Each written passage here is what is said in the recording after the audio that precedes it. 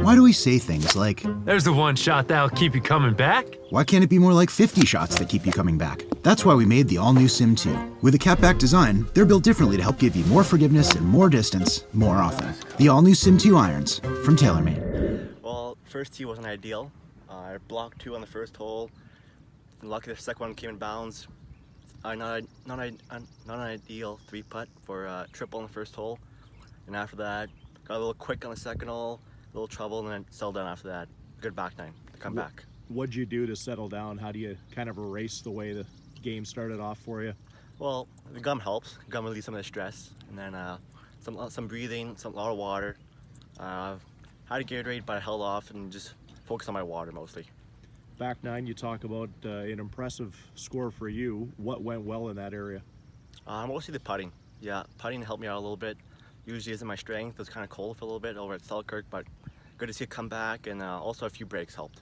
You have some confidence now after day one with how you were able to turn it around for the next 2 days? Yeah, that helps. So good for the rest of the week, and hopefully a strong finish. Well, in this course especially, you gotta keep it in play, and I felt like I did that really well. Kept it in the fairway, didn't put myself in trouble, and if I'm in the fairway, I can hit the pin, like go right at the flag or whatever. And I hit a lot of greens today, so a lot of easy pars out there today.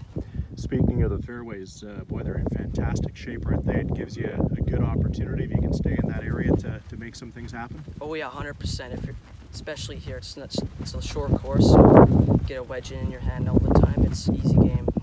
How much confidence does this give you on day number one to be able to go even par on this course? Oh, it gives me a lot of confidence just knowing that I'm tied for the lead after the first round, setting a good score. Just gives me even more confidence and wants me to, shoot better tomorrow. Speaking of tomorrow, speaking of Wednesday, what have you learned today that you can carry over into the next 2 rounds? I learned I know how to keep my composure and not get emotional out there, because normally when I get emotional, don't play as well, so I try and keep myself as level-headed as possible. It was a roller coaster, like I said. It was a little up and down, but I rallied back after giving a few up and then finished with even. So overall, I'd say it was a decent start, and I'm looking to come back tomorrow and fire my best. What did you learn about the course here today? There's a lot of trouble. You definitely got to keep it in play. Not a lot of drivers off the tee, so lots of irons. Just keeping it in the fairway and trying to hit the greens, because they are a little small, so just trying to give myself good opportunities to make pars, because I think pars will definitely win here. Is there any parts of this course that you feel you can take advantage of?